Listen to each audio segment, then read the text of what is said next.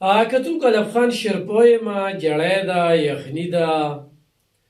یقینا چې دغه رحمت وریږي ډېر زکامونه ډېرې بیمارۍ ورسره ختمې شوې خو زموږ په دې سیمه کې دغه رحمت زحمت ګرځي او د هغې غټه وجه داره چې یو خوا خوګراني ډېره زیاته ده بل خوا بېروزګاري ډېره زیاته ده د غریب ژوند چې کوم دی هغه ډېر متاثره شي کوم چې په کچه ودانو کې خلک اوسیږي نو هغوی ته د خطرې لاحق شي او په داسې حالاتو کې چې بیا مزدوري نه وي او کور کې د څه نه وي نو ډېره زیاته ګرانه وي نو په خپل چم ګاونډ کې د بېوسه بېکسه بېڅوکه او غریبو خلکو خیال وساتئ ګرانو کتونکو نن چې زه خبرې اترې کوم نو هغه په سوشل میډیا په کردار باندې خبرې اترې کوم او په دغه کې چې څوک کردار ادا کوي نو په هغوی باندې خبرې اترې کوم زموږ د 400 تنګي تحصیل سره تعلق لرونکي انجینیر همایون صاحب یقینا یو ډېر تکړه انسان دی سوشل اکټیویسټ دی یو شمېر پراجیکټ یې وچلولي په کامیابۍ سره وچلولي تنګي له 400 له ډېر کار وکړو اوس هغه په سوشل میډیا باندې کار کوي او هغه سوشل اکټیویسټ چې کوم دی چې هغه نوې نوې راوتلي دي هغوی کې هغه پوهه نشته هغوی له پوهاوي ورکوي ورسره دا ملګری پات خان یو ډېر تکړه انسان اکټیو د دوی مقصد دا دی چې سوشل میډیا ته موږ په مثبت نظر باندې وګورو نه چې په نیګیټیو نظر باندې وګورو چې کوم خلک په مثبت استعمالي چې هغوی ته موږ پشتي ورکو هغوی له موږ پوهې ورکو هغوی له مختلف ټریننګونه ورکوي هغوی له وسایل ورکوي هغوی ته د ریپورټینګ موقع ورکوي دغه شانتې پراجیکټ یې روړي دي او دې وخت کې چې کوم پراجیکټ دی په هغې باندې په وختن باندې خبرې اترې کوو هغه سوشل اکټیویسټ چې هغه کار کول غواړي په 400 کې نو ما سره رابطه کولی شي او هغې کې د زنانه حقوقو د زنانه مسایل په هغې باندې ډېر زیات کار کوي خو چې کله د انجینیر همایون صاحب او د پات خان دا سوچ ویژن وګورم نو یقینا چې ډېر زیات د ستایلو دی زړه مې پرې غوښتل چې څو خبرې پرې وکړم ما د همایون صاحب سره خبرې اترې کولې چېرې دا خو ډېر ګران پراجیکټ دی په دې حالاتو کې په سوشل میډیا باندې نو هغه وایي چې یاره سوشل میډیا نه خلکو ډېر زیات کار واغست ډېرې پیدې خلکو ته ترلاسه شوي زه یو ژوندی مثال یم چې الحمدلله زما په وجه باندې په زرګو خاندانونه مستفید شو زی وسیله جوړ شم داسې نور یو شمېر سوشل اکټیویسټ چې دې وخت کې په پښتونخوا کې د دغه بېوسه بېکسه بېڅوکه خلکو په کار راځي په دغه تناظر کې همایون صاحب او پات خان وایي چې موږ غواړو چې موږ دغه سوشل اکټیویسټ چې هغوی په غلطه طریقه باندې سوشل میډیا استعمالي د خلکو ذات پات پې چیړي نو د دې نه دې خلکو ته هم تنازع جوړېږي مسایل ورته جوړېږي قانوني پیچیدګۍ ورته مخې ته راځي دا دغې په تناظر کې موږ دغه پراجیکټ روړی دی او په دغه پراجیکټ باندې موږ خپل انویسټمنټ خو هم کوو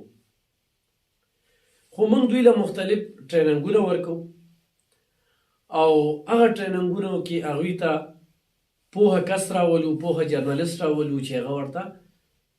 ووایي چې یاره د دې ایتکس څه دي موږ به سوشل میډیا په کومه طریقه باندې استعمالو د سوشل میډیا نه موږ کم کارونه اخیستي شو کم کارونه ترې شوي دي نو د دغې دپاره هغوی پراجیکټ روړی دی او دغه پراجیکټ کې چې کوم دی هغه سوشل اکټیویسټ چې هغه په سوشل میډیا باندې د زنانو په حقوقو باندې کار کوي د هغوی مسایل روچتوي نو بالکل ما سره رابطه کولی شي د هغوی ته باقاعده معایزه میلاویږي نو دا یو وړه خبره نه ده نو زه په دې موقع باندې انجینیر همایون صاحب چې تنګي سیمې سره تعلق ساتي پات خان ډاډ ورکوم خیرای تحسین ورته پیش کوم چې په داسې وخت کې تاسو د داسې بېوسه به ورته موږ ووایو ځکه چې سوشل اکټیویسټ دی یا صحافي دی هغه ته په دې حالاتو کې د ادارو نه خو هم څه نه میلاویږي او دغه شانتې چې کله سیاسي اکټیویټي نه وي نو بیا مسایل خراب وي او ضروري نه چې هر سړی پیداګیر کوي په صحافت کې یا ګرځي په ادارو باندې بلیک میلینګ کوي یا دا به وکړم هغه به وکړم ډېر داسې خلک دي چې هغه اواز روچتوي خو دغه اواز ورته هېڅ هم نه میلاویږي نو په دغه تناظر کې ستاسو دا پراجیکټ چې کوم دی ډېر زیات د ستایلو دی چې تاسو د سوشل اکټیویسټو لپاره دومره سوچ کوئ نو په دې باندې به مختلف ټریننګ کیږي او هغې ټاکلي دي د هغې دپاره ټیم ټاکلی دی من پکې ډېرو سوشل اکټیویسټو ته چې کوم دی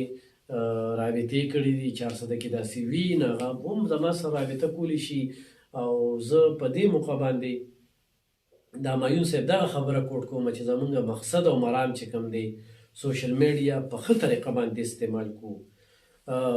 جنگ جګړې ته په مستقبل کې ډېرې زیاتې را روان دي. ماته یو خطر مخې ته راځي د دغې په وجه باندې چې کوم ځای کې سوشل اکټیویسټ دی همایون خان او فهد خان وایي چې موږ ورپسې وګرځو، هغې له لاړ شو، هغې سره کینو، هغه پیکو. هغه ته وایي چې کار نور هم تیز کړئ، خپل کار جاري ساتئ، خو په طریقه باندې نه چې د چا ذات پات دپاره ورسره چې کوم دی یو اړخ ګورئ، دویم اړخ هم کتل دي، داسې اواز نه راوچتول دي چې ستا جاني مالي او قانوني نقصان پکې مخې ته راځي. نو د دې دپاره دا په دې پراجیکټو باندې کار کوي. مستقبل کې مختلف هغوی وایي چې موږ نور پراجیکټ هم راوړو او دغه شانته سوشل اکټیویسټ چې کوم دی ښه کو. نو ګرانو کتونکو ما ته په دې وخت کې په دې بېروزګارۍ کې دا انجینیر همایون صاحب د فهد خان دا کار ډېر ښه ولګېده، دا سوچ یې راته ډېر ښه ولګېده، ځکه چې راتلونکي وخت کې هم دا سوشل میډیا تاسو به دا کمنټس ګورئ، د خلکو څه خبرې دلایل ورسره ني، منطق ورسره ني، او بس ډایرکټ ښځه، لور، مور، بچي، مړه، ژوندي، بس کنځلې. برحال دا خو د هغوی د مور پلار تربیت دی چې کوم یې ورته ښودلې په دغه کې خبره کوي. خو په دې باندې همایون صاحب چې موږ کار وکړو چې خلکو ته دا میسیجونه پیغام ورکړو چې دا ستاسو غلطي ده، ځان ګناهګاروئ، ځان ته مسله جوړوئ، جګړه ځان ته جوړوئ. د دغې نه ختمولو لپاره چې کوم دی نو موږ دغه شانې پراجیکټ وروړو چې په هغه پراجیکټ کې باقاعده معایزه د هغه رپورټ میلاویږي او د زنانو حقوق ډېر زیات وي. نو خو داسې زنانه چې هغه په دې پراجیکټ کې کار کول غواړي نو هغه هم موږ سره رابطه کولی شي چې هغې ټریننګ وله ورکړي، هغوی باقاعده به پوهیږي او دغه موبایل چې کوم دی دا د دوی د ذریعه معاش جوړېدی شي، د دوی ګټه جوړېدی شي. په خپل کلي کې چې کوم دی څو سټورۍ پیدا کړي د هغې ورته پیسې میلاویږي. نو یقینا انجینیر صاحب فهد خان سلام درته پیش کوم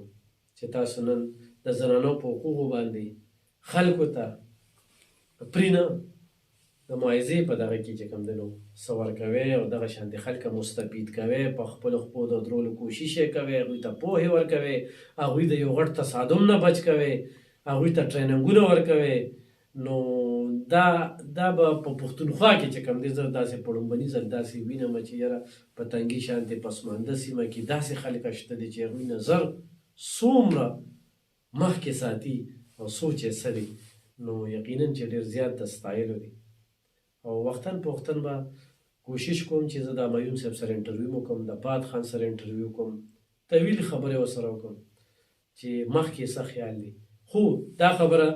هغې سوشل اکټیویسټو چارسدي سره چې تعلق ساتي، ښه هغه جینکۍ وي، هلکان وي، هغه کار کول غواړي نو بلکل رابطه کولی شي. ډېره مننه.